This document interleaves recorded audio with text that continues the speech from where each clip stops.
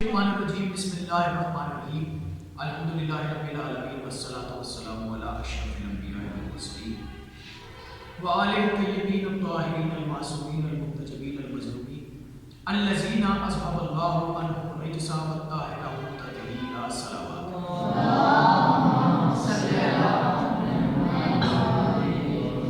اس خالق کے اس رحمان کے شکر گزار ہے کہ جس نے ہماری زندگی میں ہم جیسے گناہ گاروں کی زندگی میں ماہ مبارک رمضان کا مہینہ رکھا۔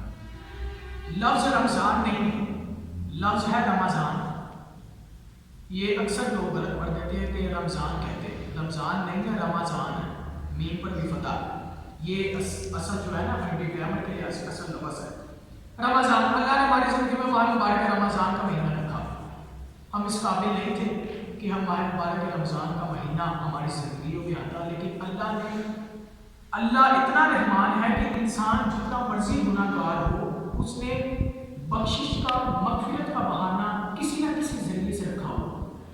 اللہ نے کہا کہ تم پوری سال میری نافرمانی کرتے ہو، میرا کہنا نہیں مانتے، نماز نہیں پڑھتے، روزہ نہیں رکھتے، اپنے ماں باپ سے بدتمیزی کرتے ہو، اپنے ماں باپ کا احترام نہیں مانتے، اپنے استاد کا کہنا نہیں مانتے، لیکن اگر تمہاری زندگی میں میری طرف سے ماہ مبارک رمضان کا مہینہ آیا ہے تو تم اپنے اس میں گناہوں کی معافی مانگ سکتے ہو، میں تمہاری بخشش کر دوں، میں مغفرت کر دوں، توبہ کر سکتے ہو، استغفار کر سکتے ہو۔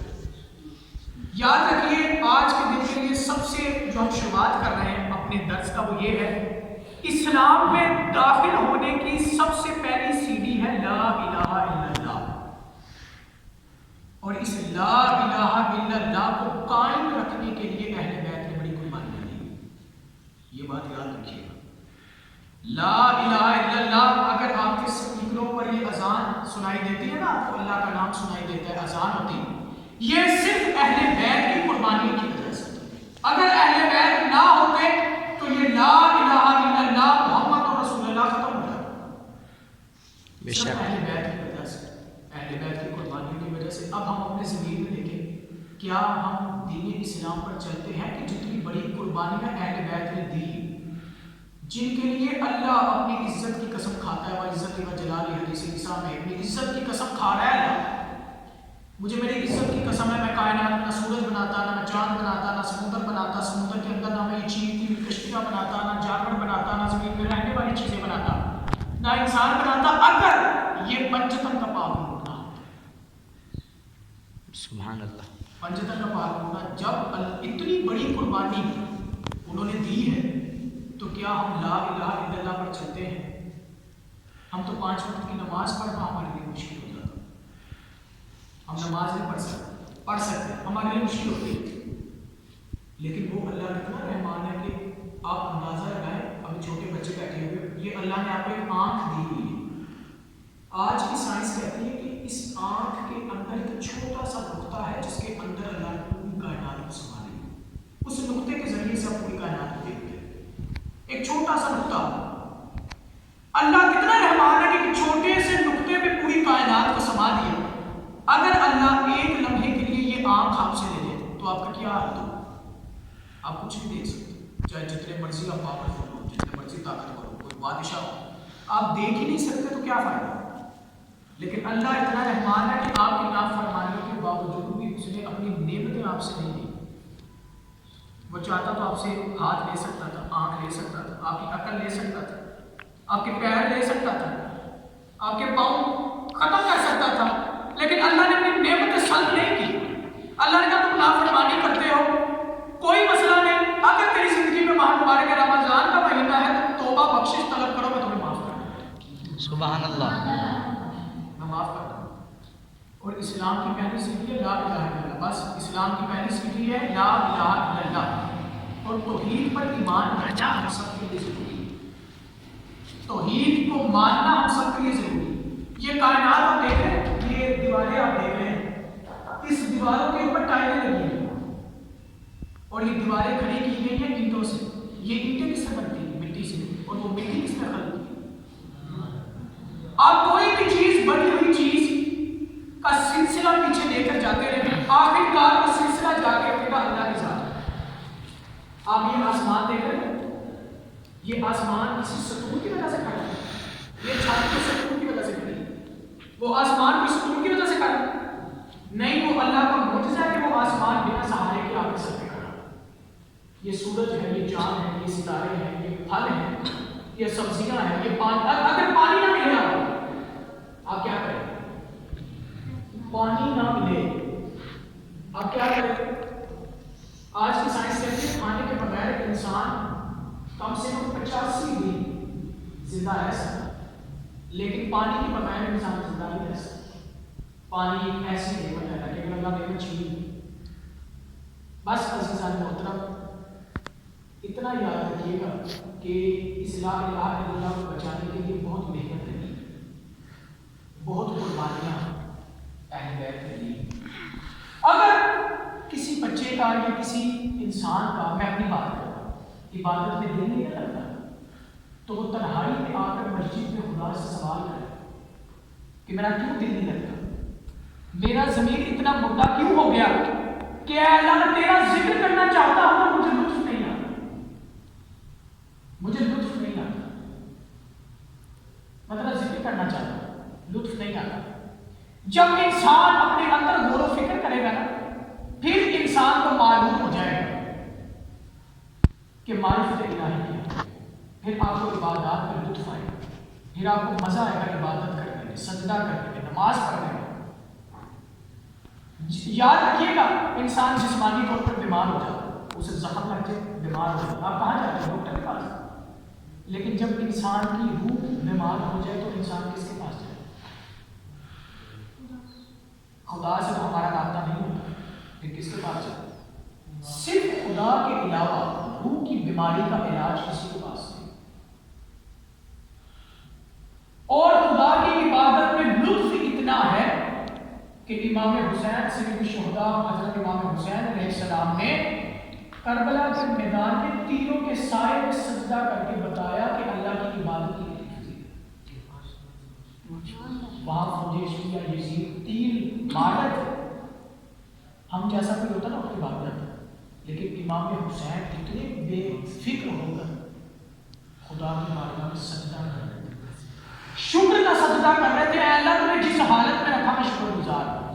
اور یہ وہ ہستیاں ہیں کہ جنہوں نے اپنے نفس بیچ کر خدا کی مرضی کی، لیکن ہم صرف اپنے نفس کی پیروی کرتے ہیں۔ نفس کی پیروی زیادہ کس کہتے ہیں؟ انسان اپنی خواہشات کی پیروی کرتا ہے، جو انسان کا من کہتا ہے مجھے یہ کرنا چاہیے، مجھے یہ کرنا چاہیے، انسان صرف وہی کرتا ہے۔ کبھی انسان نے سوچا کہ میرا اللہ کیا چاہتا ہے؟ جب انسان اپنی خواہشات کو منہ موڑ کر صرف اللہ کی رضا کے لیے کام کرے گا تو پھر دیکھیے گا آپ اپنے اندر تبدیلی محسوس کریں گے اور خدا کا جلوہ آپ اپنے اندر محسوس کریں گے، خدا کی معرفت کا جلوہ آپ کے اندر محسوس ہوگا، آپ کے چہرے پہ روحانیت جھلکے گی، آپ کو معلوم ہو جائے گا کہ عبادت میں کتنا لطف ہوگا، اور یہی وہ عبادت ہے جو مرنے کے بعد انسان کو کام ہے۔ یہ دنیا کسی کام کی نہیں، اس لیے امیر المومنین نے کہا ہے دنیا تو کسی اور کو دھوکہ دے سکتی ہے، مجھے علی کو دھوکہ نہیں دے سکتی، جا میں تجھے 3 طلاق دے سکتی۔ یعنی امیر المومنین نے یہ جملہ کہہ کے ثابت کر دیا ہے کہ دنیا کسی قابل نہیں، یہ رہنے کے قابل نہیں، اور امیر المومنین نے بتا دیا یہ جملہ کہہ کے یہ دنیا بڑا حسین خواب ہے، اور خواب جتنا مرضی حسین ہو وہ خواب خواب ہی ہوتا ہے، جب انسان خواب ہوتا ہے انسان کو افسوس ہوتا ہے۔ بس میں آپ کی خدمت تمام کرتا ہوں، بس ایک جملہ توضیح کے بارے سے، کیونکہ آگے مداح صاحب نے کہا تھا کہ تھوڑا سا احکام کو بھی تھوڑا سا بتائیں۔ اس کا ایک جملہ یہ ہے کہ تقلید کے بارے میں کہ اصول دین کا سب کو پتہ ہے 5 ہے، توحید، عدل، نبوت، امامت، قیامت، اس میں تقلید نہیں ہوتی، یہ بات یاد رکھیے، یہ چاہے نہیں آپ کسی چیز پہ، اس پہ تقلید نہیں ہوتی، توضیح پہ لکھا ہوا تقلید اصول دین میں نہیں ہوتی۔ یہ وہ اصول دین ہے کہ انسان اپنے عقل غور سے جو ہے وہ سوچ کر اس پر ایمان لاتا ہے کہ توحید کیا ہے، نبوت کیا ہے، امامت کیا ہے، عدل کیا ہے، قیامت کیا ہے، اس پر تکلیف کی ضرورت نہیں۔ یہ تو کسی سے پوچھنے کی ضرورت کہ آپ کیسے کہتے ہیں قیامت کا عمل کیسے کرتے ہیں، تکلیف کی ضرورت پتہ کہاں ہوتی ہے؟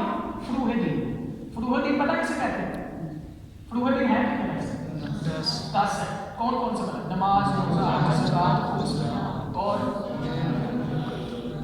اس میں تکلیف واجب اور ضروری ہے۔ ان پہ عمل کرنے کے لیے آپ نے کسی مجتہد کے فتوے کو دیکھ لیں کہ کس پہ عمل کرنا ہے.